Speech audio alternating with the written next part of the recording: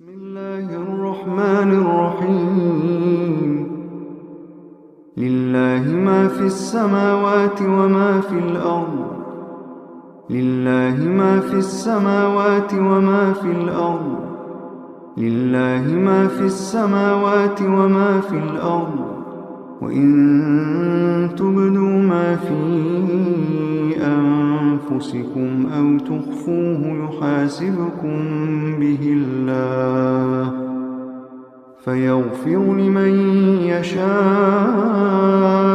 ويعذب من يشاء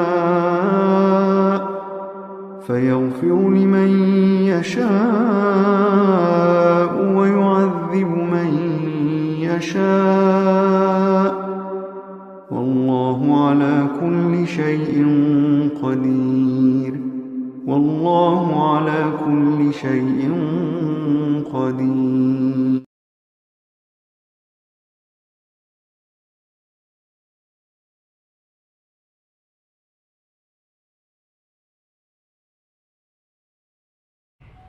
الحمد لله نحمده ونستعينه ونستغفره ونؤمن به ونتوكل عليه ونعوذ بالله من شرور أنفسنا ومن سيئات أعمالنا من يهده الله فلا مضل له ومن يضلله فلا هادي له ونشهد أن لا إله إلا الله وحده لا شريك له ونشهد أن سيدنا ومولانا محمدا عبده ورسوله أرسله بالحق بشيرا ونذيرا وداعيا إلى الله بإذنه وسراجا منيرا فقد قال الله تبارك وتعالى في كلامه المجيد فأعوذ بالله من صدق الله العظيم وصدق رسوله النبي الكريم ونحن على ذلك لمن الشاهدين والشاكرين والحمد لله رب العالمين. محترم سامعین اکرام، نوجوانان ملت، قابل احترام بزرگوں،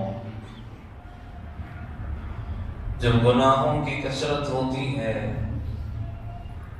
تو اللہ تعالیٰ انسانوں کو سبق سکھانے کے لیے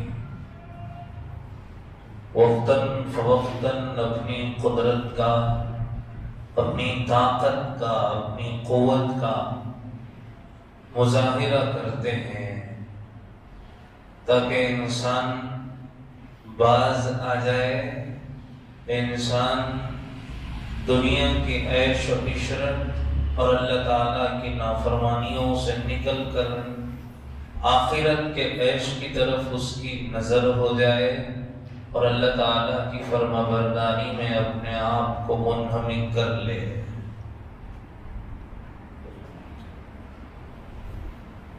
اللہ تعالیٰ کی ناراضگی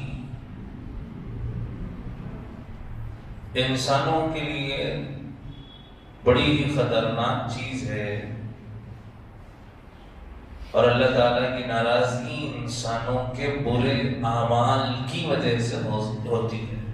اللہ تعالیٰ قرآن مجید میں ارشاد فرما رہے ہیں ظہر الفساد فی البر والبحر بما کسبت ایدی الناس لیذیقہم بعض الذی عملوا لعلہم یرجعون۔ اعمال کی کہ تاکہ وہ لوٹ جائیں، لعلہم یرجعون، تاکہ وہ اپنے گندے اعمال، نافرمانیوں سے، برے اعمال سے باز آ جائیں۔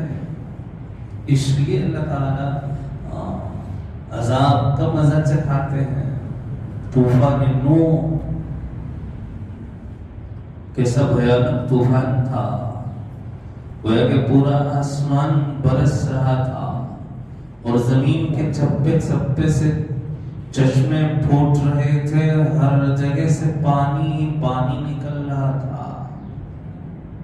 اور حضرت نوح علیہ السلام نے اپنی قوم کو کیسے کیسے نہیں سمجھایا، ہر طرح سے سمجھایا، کیسے کیسے دلیلیں قائم کی جا سکتی تھی، سب کچھ کر لی۔ اور جب مایوس ہو گئے بالکل، اور ان کی ہٹ دھرمیاں بالکل ختم ہونے کا نام نہیں لے رہی تھی، تو اب اللہ تعالیٰ کی بارگاہ میں سوائے بد دعا کے اور کوئی چارہ نہیں رہ گیا تھا۔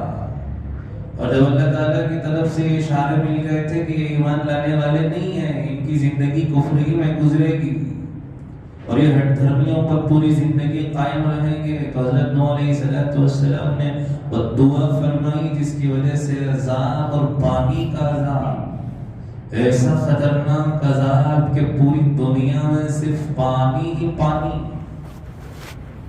سارے ہلاک کو برباد ہو گئے۔ علماء نے لکھا ہے کہ ایک بڑھیا تھی، اپنی جھونپڑی میں رہتی تھی، حضرت نوح علیہ السلام پر ایمان لے آئی تھی۔ اس نے حضرت نوح علیہ السلام سے جب یہ سنا کہ اللہ تعالیٰ عذاب نازل کرنے والے ہیں اور کشتی بن رہی تھی، اور جو مومنین تھے ان کو کشتی پر سوار کرنے کی تیاریاں ہو رہی تھیں، جانوروں میں سے ایک ایک جوڑے لیے جا رہے تھے، اس بوڑھی نے کہا کہ پیغمبر خدا، جب اللہ تعالیٰ کا عذاب آئے تو آپ مجھے بلا لینا، میں آپ کی کشتی پر سوار ہو جاؤں گی۔ اتفاق یہ کہ حضرت نوح علیہ السلام بھول گئے، جتنے مومنین تھے جن کو سوار ہونا تھا سب سوار ہو گئے، اور اللہ تعالیٰ نے عذاب کے فیصلے فرمائے، اور ساری دنیا میں صرف پانی پانی رہ گیا، اور ساری دنیا تہس نہس ہو کر کے برباد ہو گئی۔ اللہ تعالیٰ کا نظام، اللہ انسان اپنے آپ کو مضبوط سمجھتا ہے، طاقتور سمجھتا ہے، حالانکہ انسان بہت کمزور ہے۔ اللہ تعالیٰ نے بس اس کا دماغ ایسا عطا فرمایا ہے جس میں اللہ نے قوت رکھی ہے، جس کی وجہ سے بڑی بڑی طاقتوں پر یہ قابو پا لیتا ہے، لیکن اللہ تعالیٰ کی قوت، اللہ تعالیٰ زبردست ہے۔ سمندر میں جا کر کے کنارے پر کھڑے ہو کر کے سمندر کی طرف جب نگاہ دوڑاتا ہے، ہر طرف پانی ہی پانی، وہ لہریں، وہ لہروں کی طاقت، قوت، انسان خوف سے کانپ جاتا ہے کہ کیسی قوت ہے پانی کی، آگ کیسی قوت ہے، اللہ انسان تو کمزور ہے، عذاب آیا، ساری دنیا تہس نہس ہوئی، بعض لوگوں کو تو پانی کو دیکھ کر ہی چکر آنے لگتے ہیں، اور اگر ساری دنیا میں صرف پانی ہی پانی ہو، ہر زمین سے زمین کے حصے سے پانی کے چشمے پھوٹ رہے ہوں، اوپر سے عذاب یہ کہ آسمان سے بھی پانی برس رہا ہو، ایسی خوفناک تصویریں تھی ہوں گی۔ ایک زلزلے کی تصویریں ہماری آنکھوں سے ہم دیکھی نہیں جاتی، وہ بچوں کا بلکنا، وہ بچوں کو نکالنا، وہ لوگوں کا پھنس جانا، جو دنیا کے ایک ملک کے یا کئی ممالک کے چند حصوں میں اللہ تعالیٰ نے اپنی زبردست قوت کا مظاہرہ کیا، اور اگر ساری دنیا میں پانی ہی پانی ہو اور ہر طرف سے پانی کی لہریں ہوں، غرض حضرت نوح علیہ السلام بڑھیا کو بھول گئے، عذاب آیا اللہ تعالیٰ کا، پھر پانی چلا گیا، اللہ تعالیٰ نے فیصلے فرمائے کہ اب جو مومنین ہیں وہی رہیں گے، پھر کشتی کو اتارا گیا خشکی پر۔ حضرت نوح علیہ السلام کو یاد آیا کہ اس بڑھیا نے کہا تھا مجھ سے کہ مجھے بھی سوار کروا دینا، اور میں بھول گیا تھا۔ حضرت نوح تعالیٰ کا عذاب آئے گا، وہ کب آنے والا ہے؟ گویا کہ اس بڑھیا کو پتہ ہی نہیں چلا، اللہ تعالیٰ نے ایسے ہی پوری دنیا میں عذاب کے فیصلے فرمائے لیکن اس ایک بڑھیا کو چھوڑ دیا. اللہ تعالیٰ جو چاہتے ہیں وہ کرتے ہیں. اللہ تعالیٰ کے فیصلے جو ہیں وہی دنیا میں ہوتا ہے. اللہ تعالیٰ نے کسی کے حق میں فیصلہ کر لیا کہ اس کو تباہ کرنا ہے, برباد کرنا ہے, وہ ہو کر رہے گا. اللہ تعالیٰ نے کسی کے بارے میں یہ فیصلہ کر لیا کہ اس کو بچانا ہے, اللہ تعالیٰ اس کو بچائیں گے چاہے ساری دنیا اس کو مارنے پر تلی رہے. یہ اللہ تعالیٰ کی زبردست قدرت ہے. اللہ تعالیٰ احکم الحاکمین ہے. جتنے حکومت کرنے والے ہیں ان تمام حاکمین میں سے سب سے بہتر حاکم اللہ تعالیٰ ہے. سارے حکمرانوں کی حکمرانی ایک طرف, اللہ تعالیٰ کی حکمرانی ایک طرف. یہ تو حضرت نوح علیہ السلام کے زمانے کا ایک واقعہ تھا کہ اللہ تعالیٰ نے اس بڑھیا کو بچانا چاہا, اللہ نے بچایا. جس کو اللہ رکھے اس کو کون چکھے. یہ تو زمانے قدیم کی بات تھی. چند سالوں پہلے ہم نے اپنی آنکھوں سے اور بزرگوں نے چند سال پہلوں کے جو عذابات کے واقعات تھے ان کا مشاہدہ کیا ہوگا. لاتور میں 1990 میں مہاراشٹر کا ایک ڈسٹرکٹ ہے یا ایک علاقہ ہے, 1990 میں ایسا بھیانک زلزلہ آیا تھا. لکھا ہے کتابوں میں کہ 1,40,000 لوگ فوت ہوئے تھے. ابھی جو آنکڑا بتایا جا رہا ہے وہ آفیشیلی 20,000 ہے, ان آفیشیل کتنا ہوگا وہ نہیں پتا. آفیشیلی 20,000 کا آنکڑا بتایا جا رہا ہے. لاتور میں 1990 میں 1,40,000 لوگ زلزلے میں لقمہ اجل بن گئے تھے. ہر طرف تباہی تباہی, کوئی عمارت بچی ہوئی نہیں. ایک مسجد کو اللہ تعالیٰ نے بچانا چاہا, وہ مسجد کا ڈھانچہ بچ گیا.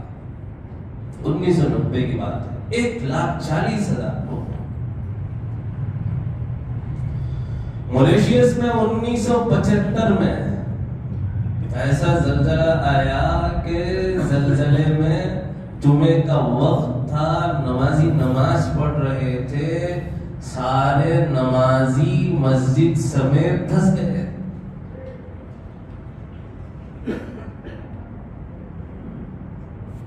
اللہ تعالیٰ جب ناراض ہوتے ہیں تو برے لوگوں کے ساتھ نیک لوگ بھی جاتے ہیں. اللہ تعالیٰ سے کوئی سوال کرنے والا نہیں, کسی کو یہ حق ہی نہیں کہ اللہ تعالیٰ سے سوال کرے. کوئی ہے جو نعوذ باللہ اللہ تعالیٰ کے خلاف مقدمہ دائر کرے کہ ایسا کیوں کیا؟ نہیں. اللہ تعالیٰ کے اپنے فیصلے ہیں, اللہ تعالیٰ کی اپنی بنائی ہوئی کائنات ہے. اللہ تعالیٰ جو چاہے کرے, کوئی اسے چھو چرا نہیں کر سکتا.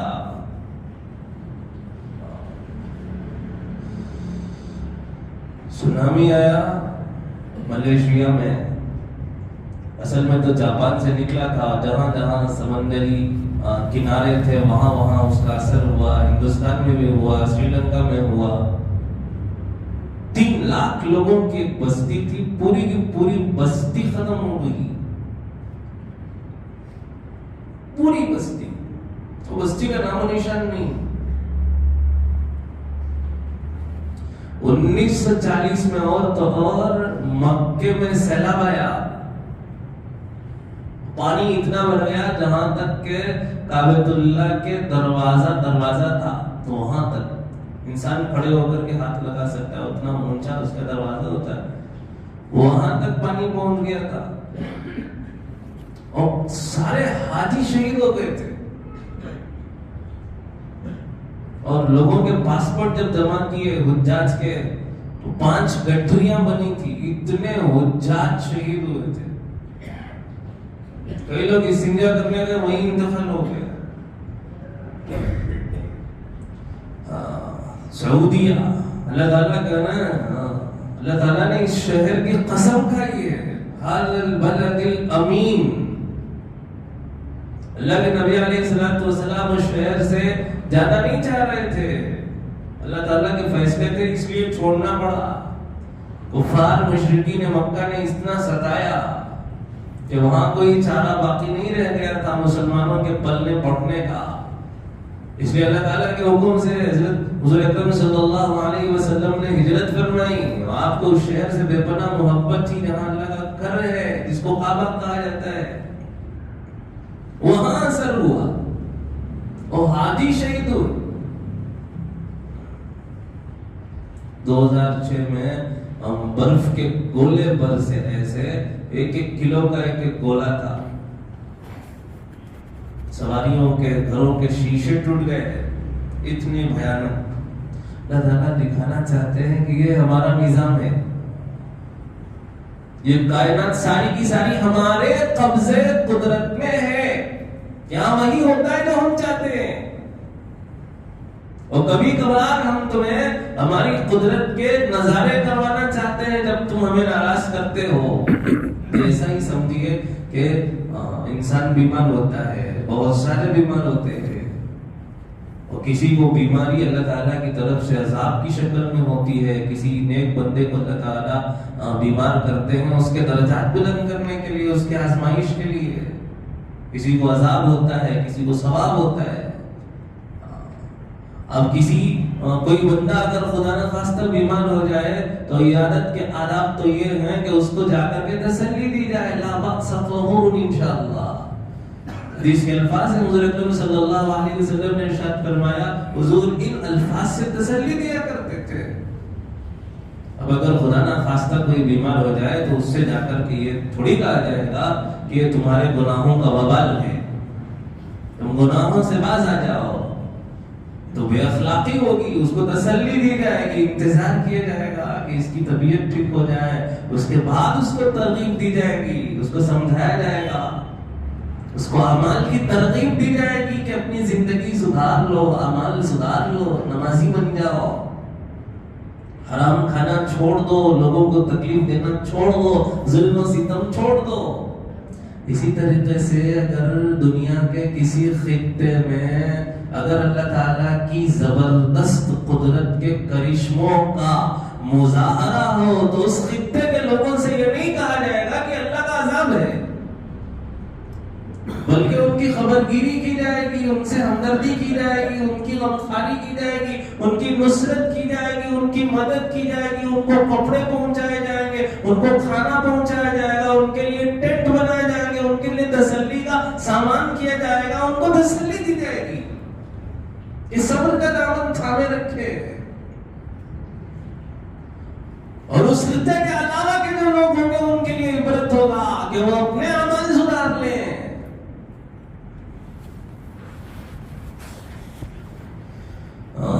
جو اللہ تعالیٰ اس بات پر قدرت رکھتے ہیں کہ 7.8 میگنیٹیوڈ کا ارتھکویک ترکی میں سیریا میں لا سکتے ہیں, وہ اللہ تعالیٰ اسی حد درجے کا یا اس سے بڑا ارتھکویک یہاں بھی لا سکتے ہیں.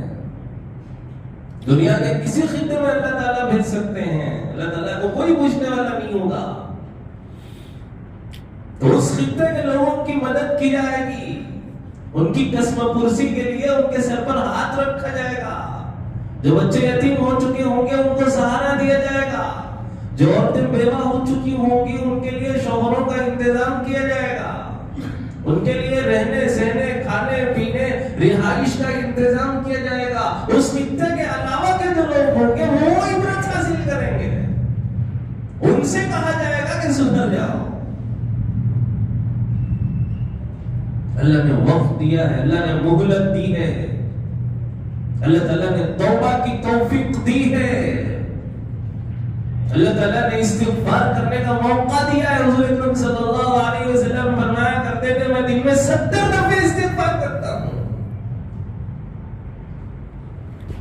جو بخشائے ہیں, جن کے نامہ اعمال میں گناہ کا ذرہ نہیں ہے, وہ دن میں 70 مرتبہ استغفار کرتے ہیں.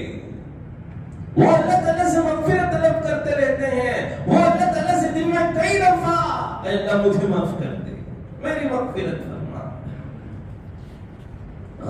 جو اسٹوڈنٹ زیادہ محنتی ہوتا ہے نا، اس کو ایگزام کے رزلٹ کی زیادہ فکر ہوتی ہے، اور جو اسٹوڈنٹ بالکل کاہل ہوتا ہے، سست ہوتا ہے، محنتی نہیں ہوتا، اس کو نتیجے کی فکر نہیں ہوتی، اگر پاسنگ مارکس بھی مل جائے تو بہت ہے۔ اسی طرح حضور اکرم صلی اللہ علیہ وسلم کو فکر رہتی تھی، جبکہ بخشائے تھے، دنیا اللہ ناراض نہ ہو جائے، مغفرت طلب کرتے رہتے تھے، استغفار کرتے رہتے تھے۔ کتنے موقع اللہ تعالیٰ نے ہمیں دیے کہ ہم سدھر جائیں، سنبھل جائیں، صحیح راہ پر آ جائیں، اور ہم ہیں کہ ہدایت کے راستے پر خود آنا نہیں چاہتے۔ اللہ تعالیٰ اشارے دے کر کے ٹھیلنا چاہ رہے ہیں، ڈھکیلنا چاہ رہے ہیں، اور ہم ہیں کہ پیچھے چل رہے ہیں۔ اللہ ہم سب کی حفاظت فرمائے۔ ایک مرتبہ حضرت موسیٰ علیہ السلام نے نا اللہ تعالیٰ سے پوچھ لیا کہ اللہ، ایک بستی میں کچھ لوگ ہوتے ہیں جو گنہگار ہوتے ہیں، ایک دو ہوتے ہیں، ان کی وجہ سے پوری بستی پر عذاب کیوں نازل کیا جاتا ہے؟ یہ بہت بڑا سوال ہے، ہمارے دلوں میں بھی آتا ہے کہ ایسا کیوں؟ اس بستی میں نیک لوگ بھی تھے ہوں گے، اچھے لوگ بھی تھے ہوں گے، چند لوگ تھے ہوں گے جو برے تھے ہوں گے، جن کے اعمال ایسے تھے ہوں گے، اور ان کی وجہ سے سارے لوگوں پر عذاب کیوں؟ تو حضرت موسیٰ علیہ السلام کے سوال پر اللہ تعالیٰ نے حضرت موسیٰ علیہ السلام سے کہا کہ ابھی وقت نہیں ہے جواب کا، صحیح موقع پر ہم تمہیں جواب دیتے ہیں۔ حضرت موسیٰ علیہ السلام شاید غالباً کہیں جا رہے تھے، راستے میں آرام کرنے کی ضرورت پڑی، ایک پیڑ کے نیچے اس کے سائے میں آرام کرنے لگے، تھوڑی دیر ہوئی تھی، آنکھ لگی تھی، چیونٹی نے کاٹ لیا۔ حضرت موسیٰ علیہ السلام نیند سے جاگے، دیکھا کس چیز نے کاٹا، دیکھا تو وہاں چونٹیاں چل رہی ہیں۔ حضرت موسیٰ علیہ السلام نے اپنا چپل اٹھایا اور جتنی چونٹیاں تھی سب کو مسل کر کے رکھ دیا۔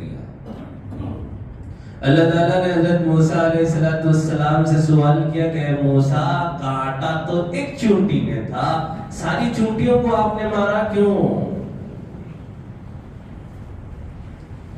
حضرت موسیٰ علیہ السلام کہنے لگے اللہ مجھے غصہ آ گیا تھا، تو اللہ تعالیٰ نے کہا تمہارے اس غصے سے کہیں زیادہ ہمارا غصہ ہوتا ہے۔ جب ہم کسی سے ناراض ہوتے ہیں تو ہمیں کسی کی پرواہ نہیں کہ وہ نیک ہے یا برا ہے۔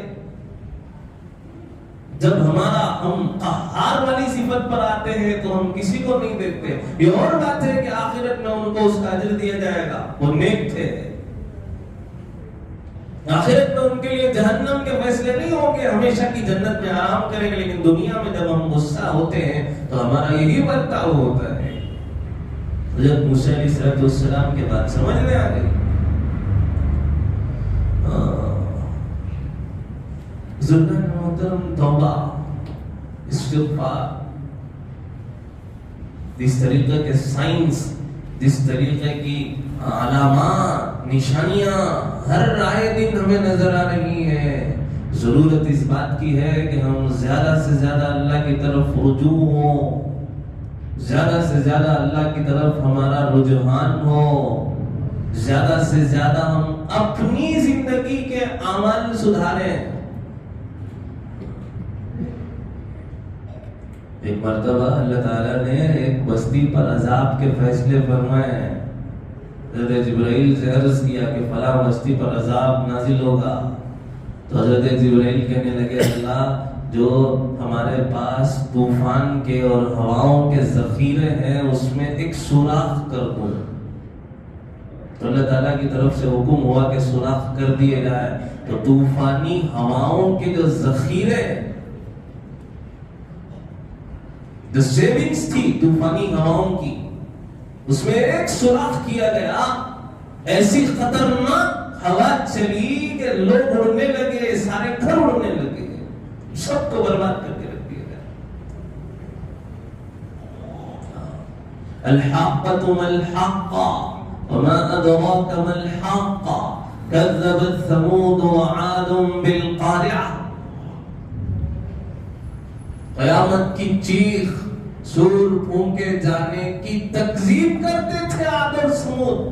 وہ کہتے تھے کہ کوئی قیامت نہیں، دنیا ہی سب کچھ ہے، دنیا میں جب تک رہو کھاؤ پیو عیش کرو مزے کرو، اور جب وقت آئے تو موت کی کھاٹ اتر جاؤ مٹی ہو جاؤ، بس اتنا ہی ہے، قیامت وغیرہ کچھ نہیں آنے والی۔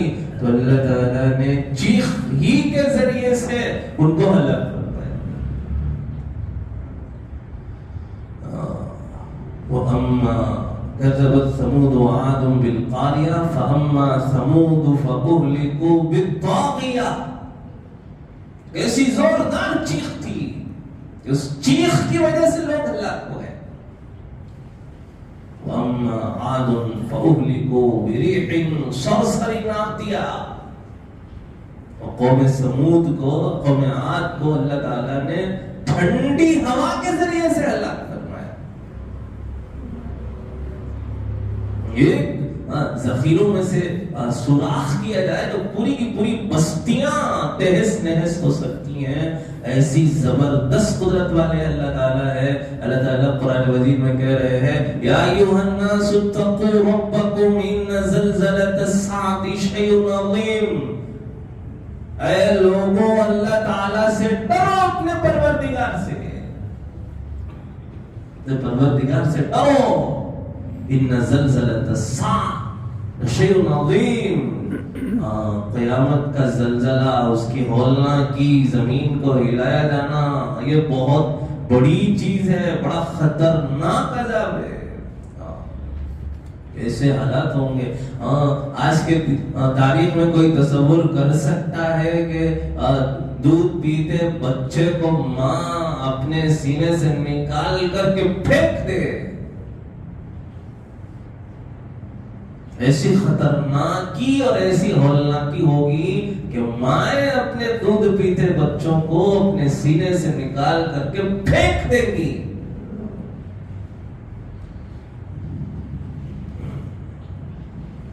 1977 میں قرآن مجید کی بے حرمتی کا ایک واقعہ پیش آیا۔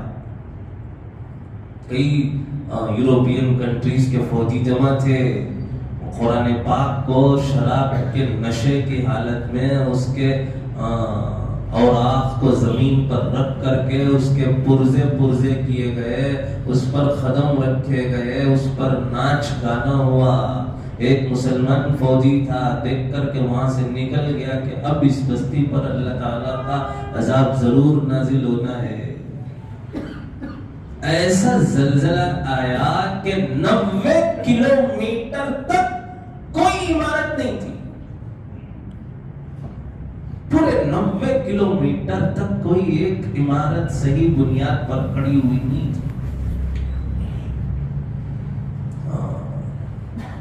اللہ تعالیٰ کے فیصلے ہیں، وہ جب ارادہ کرتے ہیں تب عذاب نازل کرتے ہیں، ہمارے چاہنے سے نہیں ہوتا کچھ۔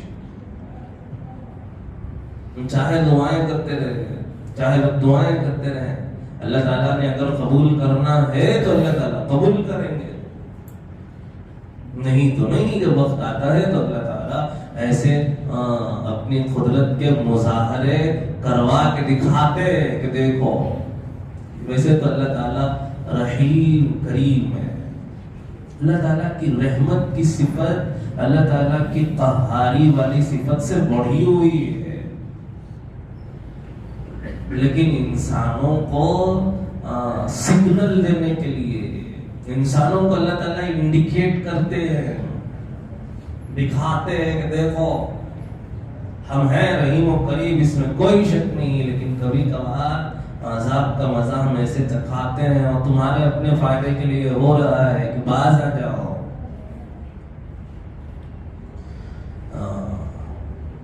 اور کچھ پازیٹیوز بھی ہوتے ہیں، اور خصوصاً سیریا، شام، اللہ اکبر، کیا مضبوط ایمان، اللہ، بچہ پورے کا پورا ملبے تلے پھنس گیا ہو، صرف اس کا چہرہ نظر آ رہا ہو، معصوم بچہ ہے، اس کا باپ نیچے کھڑا ہوا ہے، کلمہ شہادت کی تلقین، اللہ بیٹے کو بخار آتا ہوا دیکھ کر برداشت نہیں کر سکتا. اس کا دل کام چاہتا ہے کہ میرا لخت جگر ہے, میرے جسم کا ایک ٹکڑا ہے, اس کو اس کا سر, اس کی پیشانی بخار سے گرم ہو گئی ہے, اس کا گلا جل رہا ہے, اس کا جسم گرم ہو گیا ہے, باپ پریشان ہو جاتا ہے, کبھی اس ڈاکٹر کے چکر, کبھی اس ڈاکٹر کے چکر. ماں سے کہہ رہا ہوتا ہے اس کا خیال رکھو, دوائیں پلاؤ. خدا نہ خواستہ, اللہ اکبر, حضرت ابراہیم علیہ السلام اور حضرت اسماعیل علیہ السلام کی قربانیاں, وہ جذبہ, وہ اشار, وہ اللہ تعالیٰ کی راہ میں قربان ہونے کا واقعہ یاد آ جاتا ہے کہ کیسے ایک باپ اپنے بیٹے کو ملبے تلے پھنسا ہوا دیکھ کر کے کلمہ شہادت کی تلقین کر سکتا ہے. ساری دنیا دیکھ رہی ہے. ان کو اللہ تعالیٰ شہادت کا مرتبہ عطا فرمائیں گے, اللہ تعالیٰ ان کے درجات بلند ضرور کریں گے, لیکن جو دنیا دیکھ رہی ہے ان کے لیے ایک پیغام ہے, یہ پازیٹیو ہے کہ دیکھو یہ ہوتے ہیں مسلمان, یہ ہر حال میں اپنے اللہ تعالیٰ کی مشیت, چاہت, اللہ تعالیٰ کو راضی کرنا, صرف اللہ تعالیٰ کے لیے جیتے ہیں, مرتے ہیں, کھانا پینا, سونا, اٹھنا, بیٹھنا, سب کچھ اللہ کے لیے ان کا ہے. مرتے اللہ کے لیے ہیں, جیتے اللہ کے لیے ہیں. ان کا تعلق اپنے اللہ سے ایسا مضبوط ہوتا ہے کہ وہ جب دنیا سے رخصت ہو رہے ہوتے ہیں, ان کا جسم دبا ہوا ہے, اس وقت بھی زبان سے لا الہ الا اللہ نکلتا ہے. تصور نہیں کر سکتے. ایک بزرگ پھنسے ہوئے ہیں, ریسکیو ٹیمز نکالنے کی کوشش کر رہی ہیں, وہ اندر سے آواز دے رہے ہیں کہ مجھے نکالنا اور یہ اٹھانا چھوڑو, پہلے مجھے وضو کے لیے پانی دو, میں نماز پڑھنا چاہتا ہوں. بزرگان محترم, اللہ کیا ایمان ہے. ہم اپنی دکانیں بند کر کے جمعے کی نماز میں نہیں آ سکتے. ہم دو بندے ہوں تو یہ پلان ہوتا ہے کہ ایک نماز کے لیے جائے گا, ایک دکان میں بیٹھے گا, کاروبار بھی چلے گا, نماز بھی پڑھیں گے, بھلے ہی ہم خطبہ نہ سنیں, بھلے ہی ایک رکعت چھوٹ جائے.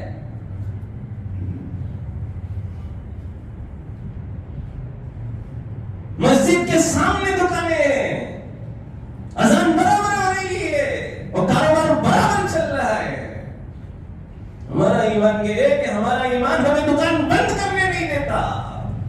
ان کا ایمان یہ ہے کہ ملبے تلے مدفون ہیں, لوگ نکالنے کی کوشش کر رہے ہیں, اور بوڑھے میاں کہہ رہے ہیں یہ ملبہ اٹھانا چھوڑو, بعد میں اٹھا لینا, نماز کا وقت ہو رہا ہے, مجھے وضو کے لیے پانی دے دو.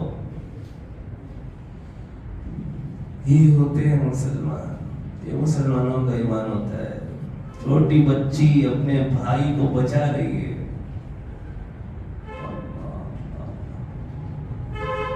کیا ایک بہن کا اپنے بھائی سے پیار ہوتا ہے. اسی بہن کا حصہ کھا رہے ہوتے ہیں ہم بڑے ہو کر. معاف فرمائیے گا, ہمیں سے کتنے ایسے ہوں گے جنہوں نے اپنی بہنوں کا ناجائز حصہ دبوچ لیا ہے. جانا تجھے شادی کر کو دیے نا,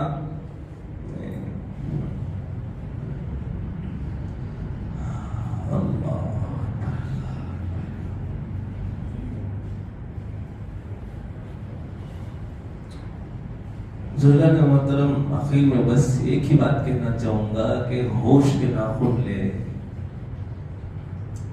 اگر خدا نہ خواستہ ایسے حالات آ گئے تو کیا ہمارا ایمان اتنا مضبوط ہے کہ ہم ایسی چیزوں کا مظاہرہ کر سکیں, اور دنیا یہ سب کچھ دیکھ رہی ہے کہ آخر کون سی چیز تھی جو ملبے تلے دفن ہوئے شخص کو اپنی جان کی فکر سے زیادہ نماز کے وقت کی فکر تھی. اور نہ جانے کتنے لوگ یہ دیکھ کر کے ایمان لائیں گے. ہم کیا ہے, ہماری شادی کی فضول خرچیاں ابھی تک ختم نہیں ہوئی, نہ ہی ختم ہوگی. منہ کلیجے کو آتا ہے, کلیجہ منہ کو آتا ہے. اچھا کھانا کھانے بیٹھو, ان معصوم بچوں کی یاد آتی ہے، کتنے گھنٹے ہو گئے انہوں نے نہ کھایا ہوگا نہ پیا ہوگا، نہ ان کو سردی میں پہننے کے لیے کپڑے ہوں گے ان کا۔ یہ ہم گھر بناتے ہیں نا، یہ گھر پراپرٹیز پر ناز کر رہے ہوتے ہیں کہ میری پراپرٹی ہے، اور بازو والے کچرا پھینکتے ہمارے گھر پر تو لڑتے ہیں ان سے، نہ جانے ان کی کیسی کتنی پراپرٹیاں ہوں گی، وہ ساری ختم ہو گئی، بڑی بڑی بلڈنگیں بالکل نیچے آ گئی۔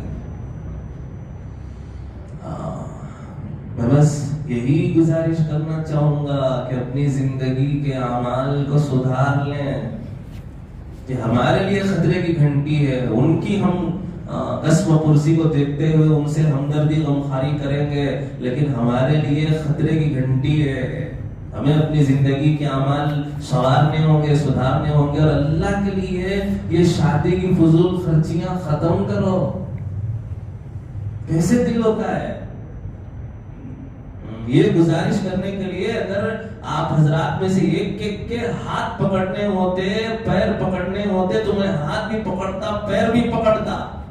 یہ فضول خرچیاں چھوڑو، یہ ناچ گانا، یہ بینڈ باجا، یہ شادیاں، یہ رسمیں، یہ سب چھوڑو، ختم کرو، اب سے اپنی زندگیاں سنوار لو، اور صرف اللہ تعالیٰ کے لیے جینا اور اللہ تعالیٰ کے لیے مرنا سیکھو۔